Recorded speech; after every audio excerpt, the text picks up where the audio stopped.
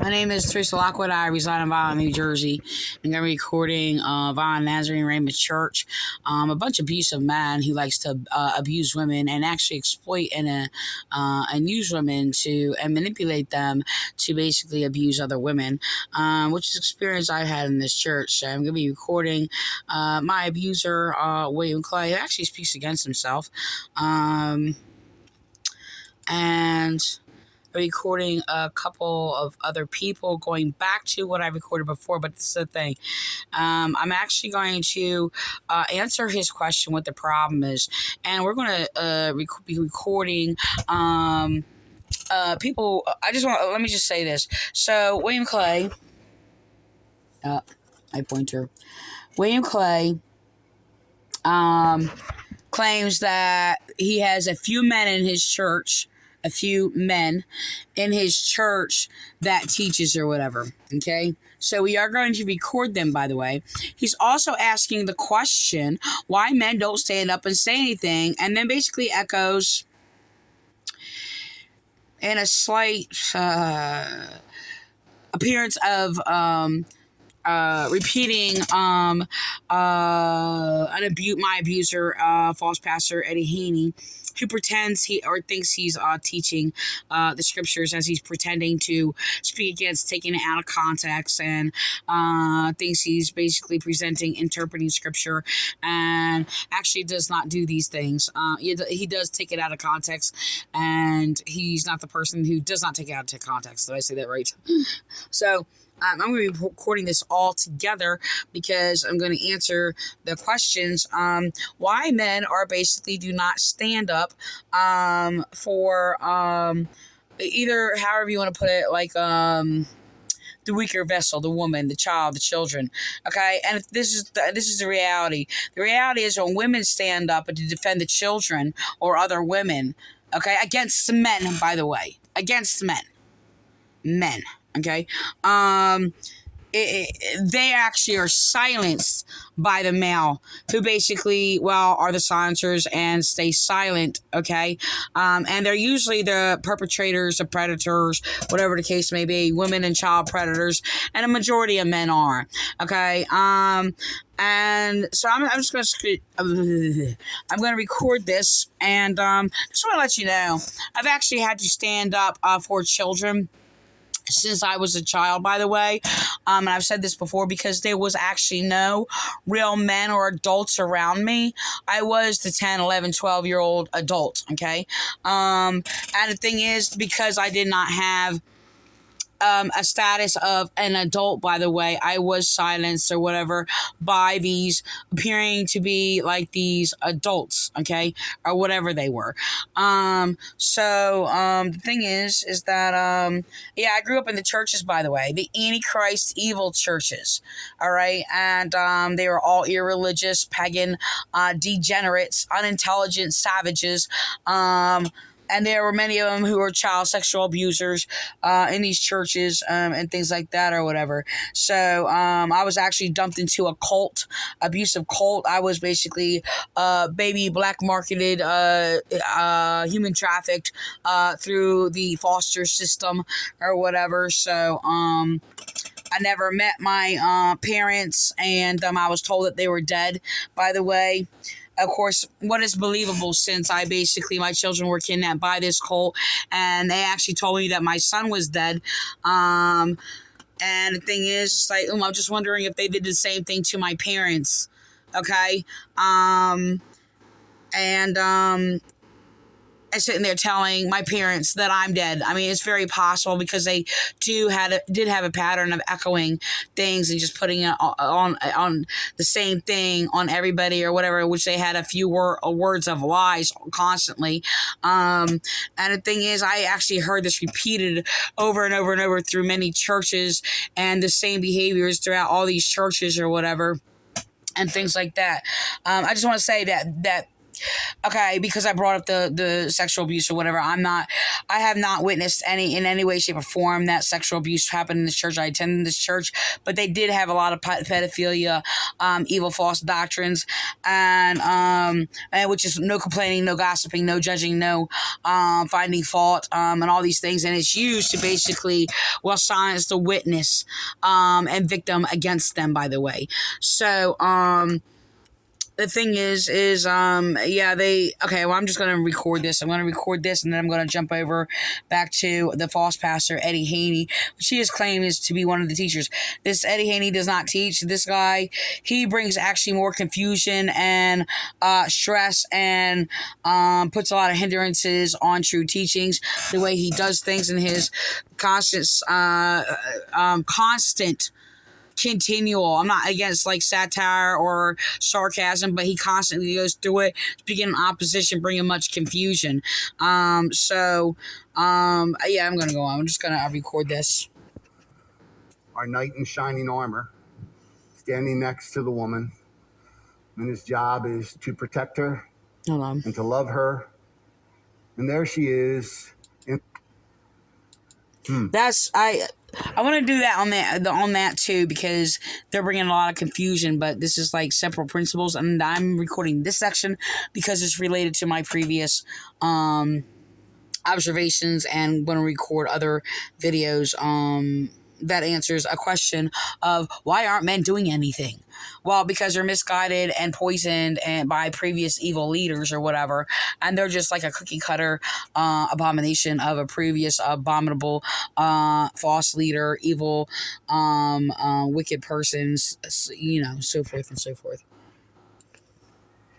There's Adam, our knight in shining armor, standing next to the woman, and his job is to protect her and to love her. And there she is in this conversation with the enemy of her soul, being offered this thing to do that Adam and her both know they shouldn't do. But yet Adam remains silent during the whole conversation. Adam never speaks out, never says, hey, by the way, Eve, I think this might be a bad idea. Hey, Eve, can we step over here and have a private conversation away from the serpent? Hey, Eve, what do you think here now? Like, God told us we can do anything we want to do, but we can't do that. I mean, Eve, I'm just wondering, Eve, is this really good what we're doing? No, Adam stands there with his mouth shut and does nothing.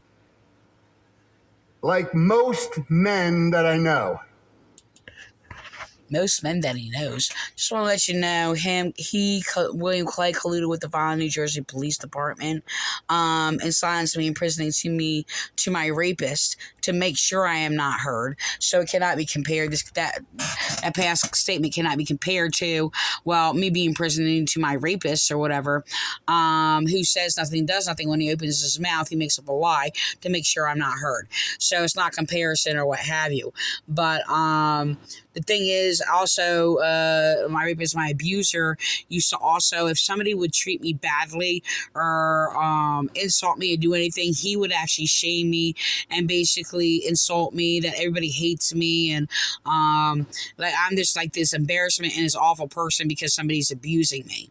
So if police abuse me, my spouse abuses me, insults me for it or whatever, and I'm like automatically this like horrible person because, well, it makes him look bad or whatever. Yeah, he basically originally imprisoned me because for like the same principle plays out of these pastors throughout these churches, where they actually get people around them to basically exalt them, all right, and basically defend them no matter what, unconditionally, no matter how evil they are, and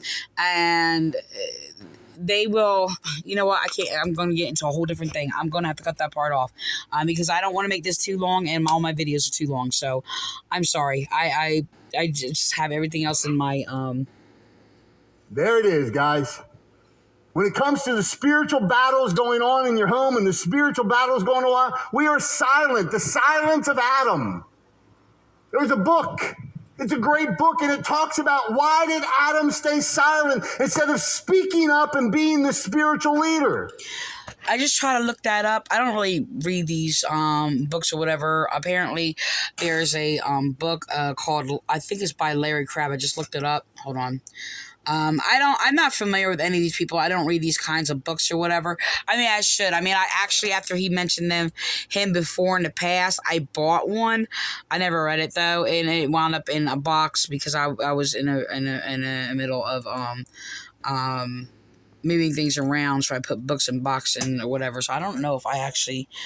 There's another box, but I don't know if that's one of the ones I lost or not. So I'm not really sure. So the thing is that oh yeah. Oh, sorry. I don't know how important it is to okay. So this is what's coming up. I don't know if it's this one, but I can't find a book that's called Why Adam Kept Silent, or however you said it. And this one is called The Silence of Adam. So when I saw that, it said Dr. Larry Crabb. I did link that to him because he has mentioned him or used his book in a writing or an article before. So, like I said, I don't know anything about him. So I'm gonna go on. I'm gonna record that. Keep recording. I'm sorry. Come on, guys, where are we? Where are we in the spiritual matters going on? Where are we? We're checked out. Yep. It's where we are. Stop and look at it. How many men do you think I have teaching in the church right now? Being willing to be a part of imparting the knowledge of God to other people. Very limited men, like 2 or 3. Not one.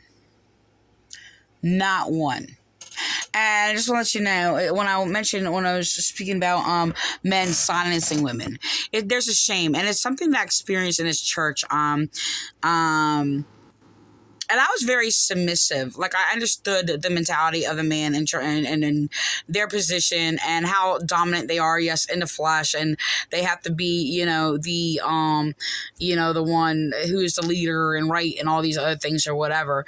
And this is why I said things, in question form. Not like them. They ask things in question form to manipulate or to actually falsely accuse. They put it in a question form to sit there and claim they're not accused. And when they falsely accuse you of accusing them or whatever, when you confront they're wrong, oh my gosh, they bring so much confusion. It's very, very distressful.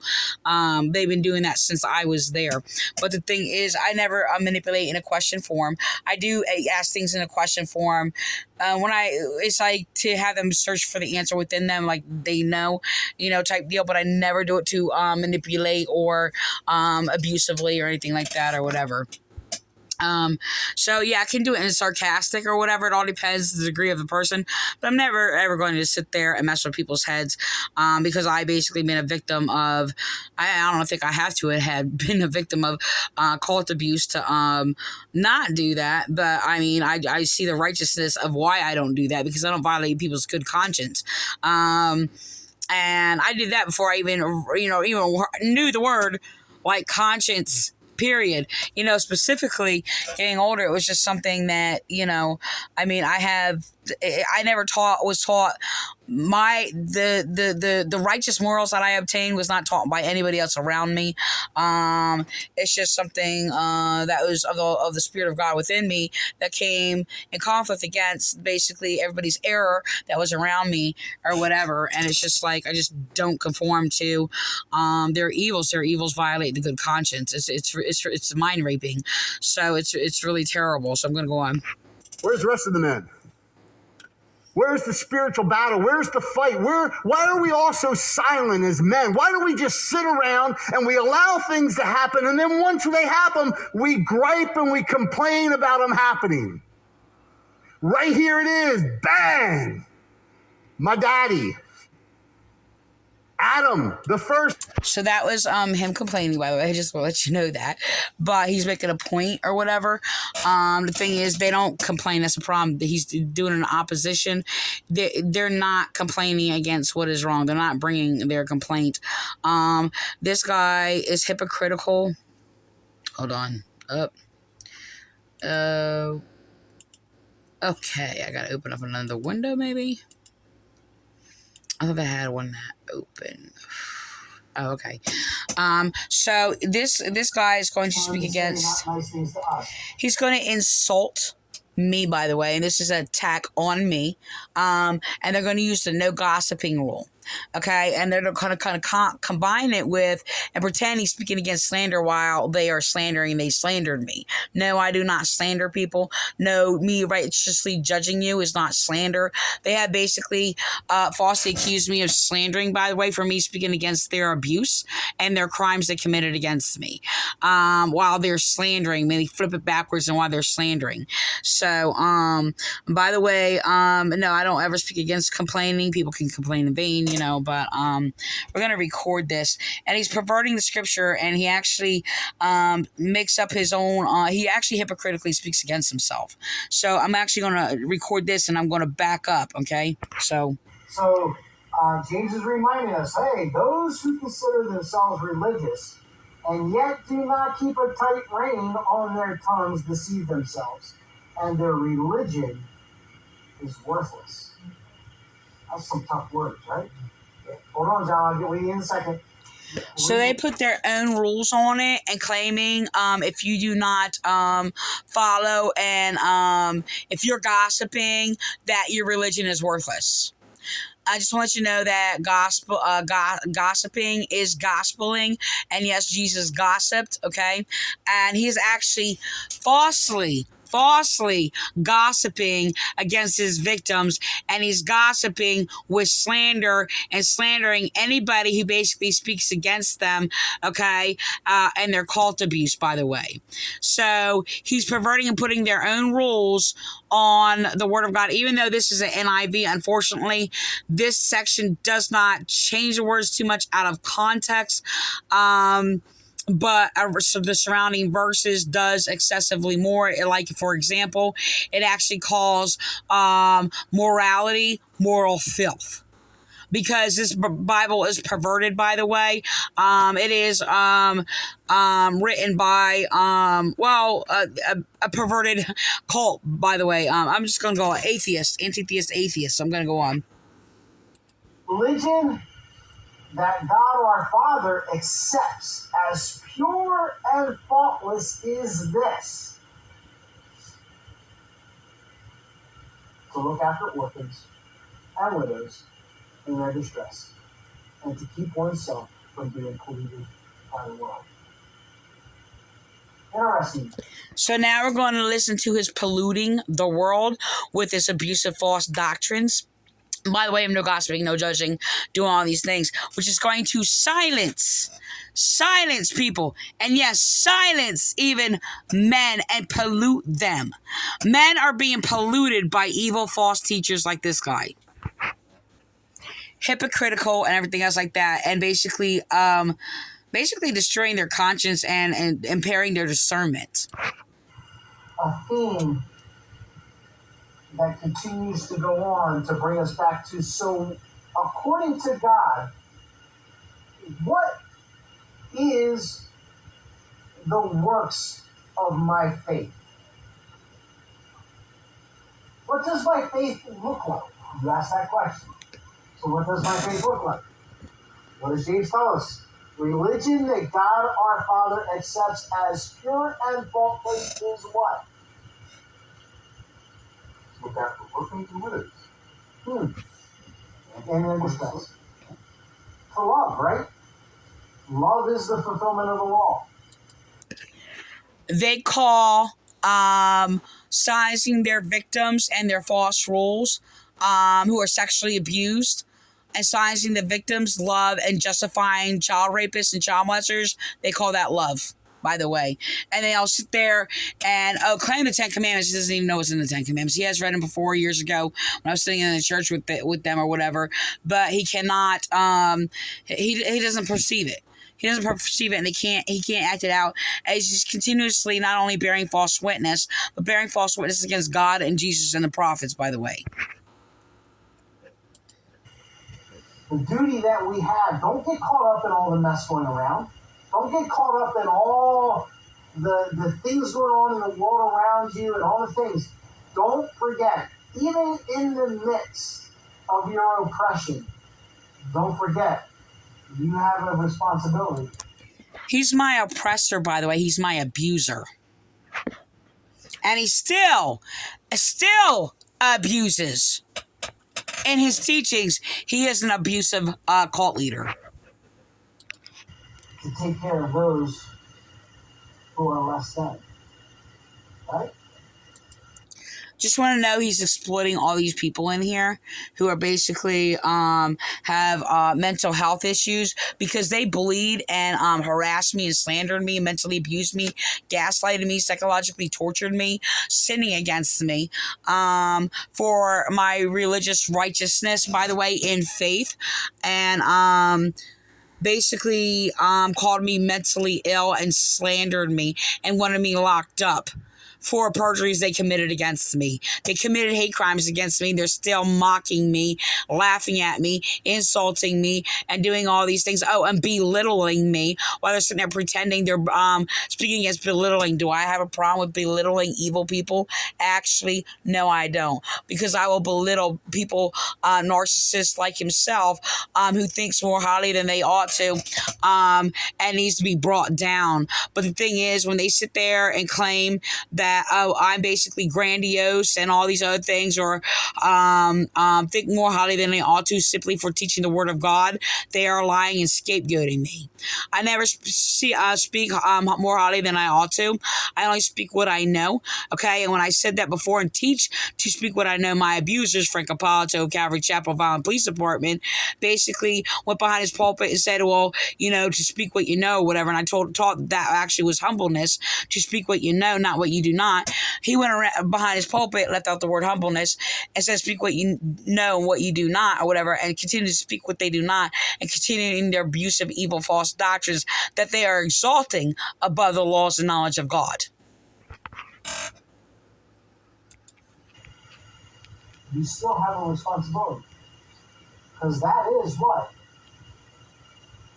is faultless and pure in the sight of God. So don't let what's going on in the world around you pollute you. Don't get caught up in all the garbage going on and lose sight of the main thing. Don't be a victim. Don't be a victim. They taught him that. Don't be a victim. People choose to be victims? He's echoing him, and of course Eddie Haney just confirmed it. But this is what they do. Don't be a victim. Don't be persecuted. That's basically what they said.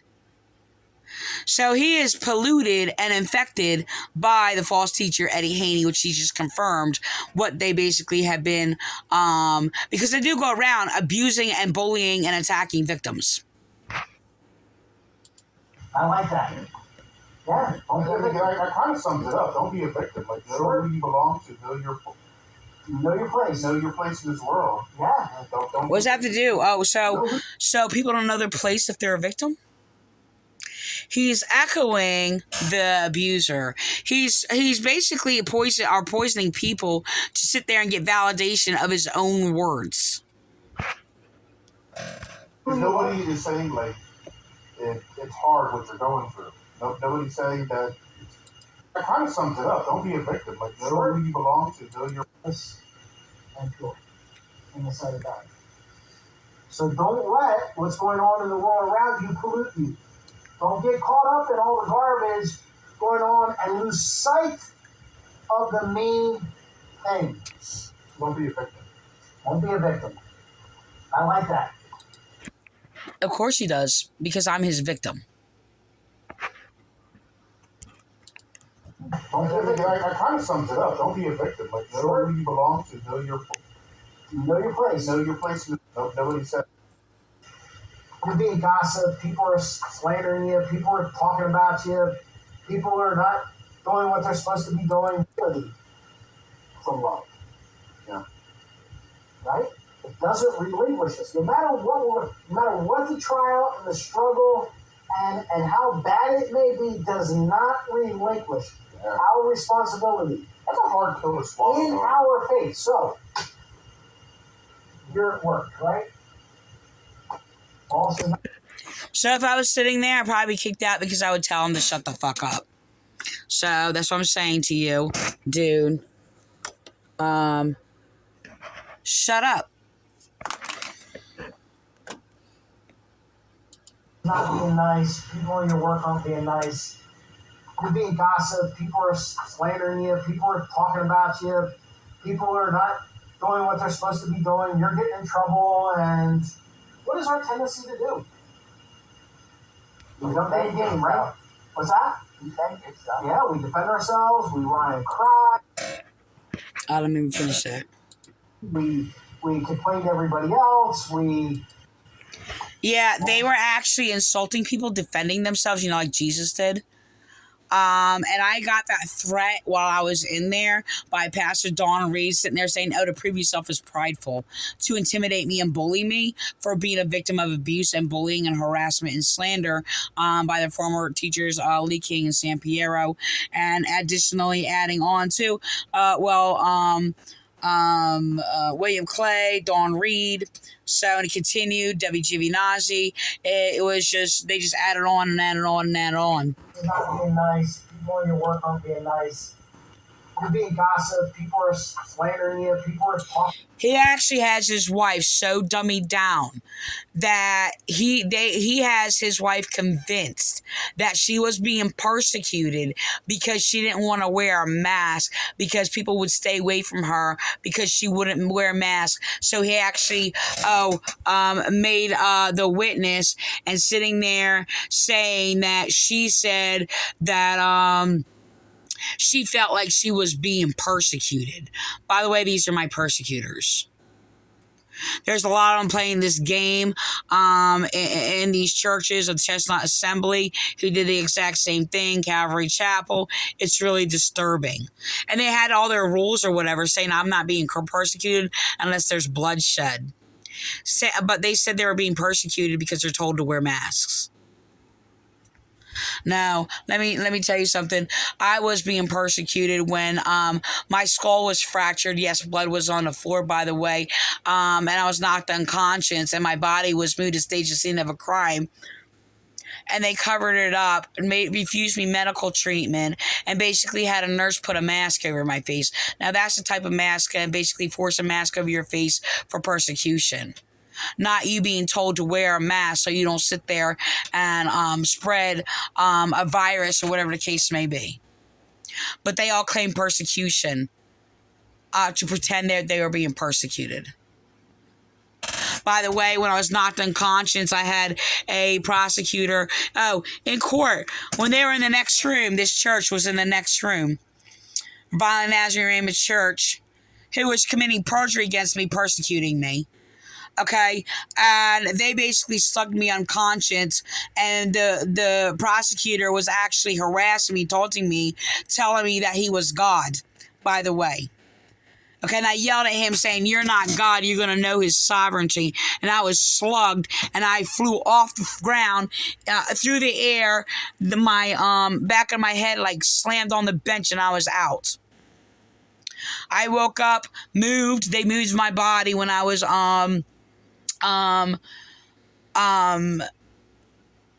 knocked unconscious somewhere, and I woke up this way with handcuffs on me, with Officer Timothy Knights standing over me, which he covered up, by the way, and he was the one that sat there and trying to make sure that nobody examined me and made sure and made them put a mask over me and then put me in a room by myself, sitting there trying to cover up and silence me, make sure I wasn't hurt. So, and then they sat there, had me put in jail, put false charges on me, made up a lie, said I spit on the prosecutor, which I never did. Okay, and then threatened to put me in prison if I didn't drop the charges against them, because they filed false charges against me to cover it up because I filed charges against them. So they were sitting there threatening prison and trying to bribe me or whatever, intimidate me, and told me I'm going to prison if I don't drop the charges. So, they all covered it up, by the way. Talking about you. People are not doing what they're supposed to be doing. You're getting in trouble. And what is our tendency to do? We don't play a game, right? What's that? defend yourself. Yeah, we defend ourselves. We whine and cry. We complain to everybody else. We put other people down. We join in the gossip. He's abusing victims. Yes, we are to defend. Yes, we can. No, not everybody has to defend themselves. Nobody can defend themselves, especially children against so-called men like you. The no complaining and no gossiping rule is basically made by child molesters who basically made those rules against their rape victims. A lot of domestic violence abusers and cult abusers use those rules. And they insult you for crying. And crying, yeah, because somebody's suffering and in pain. So he has no empathy whatsoever for those who are oppressed. He's not Christian. He's not a minister of God. He's not a teacher, and he's not a pastor. And we get caught up in all the stuff going on, and we lose sight of what really is the most important thing, what God has called us to do. Because God has called me to speak against cult abuse and expose them, by the way. God has anointed, I'm sorry, I'm bouncing off of his words. I shouldn't do that. God has calls everybody to repentance, but God has called me into his kingdom, okay, and chosen me to speak against abuse and expose them. That's what I do. I specialize, okay, against Bible, cult abuse, government abuse, any type of abuse or whatever. And yes, basically that's what the gospel does. And yes, I am speaking the gospel against the evil and wicked. But what he is basically saying is he is making distractions against people basically speaking of the gospel against evil. And trying to pit the Christ and what Christ called you to do against what we're called to do as Christians. So he's mind raping. He's a mind raper. when we're being oppressed, when we're being persecuted, where does our primary focus turn to? Could be God. Where does it typically turn to? Ourselves, right? Turns to us. I want to defend myself.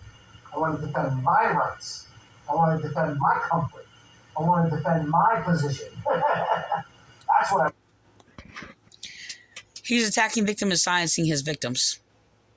And he's calling his victims selfish if you defend yourself and stand up for your rights, by the way, and stand up against their evils. So I'm actually going to do another video, put that in the beginning. This is repulsive. This is repulsive. He is a very evil man. He has the mark of the beast. He does worship the Antichrist. I'm actually going to end this.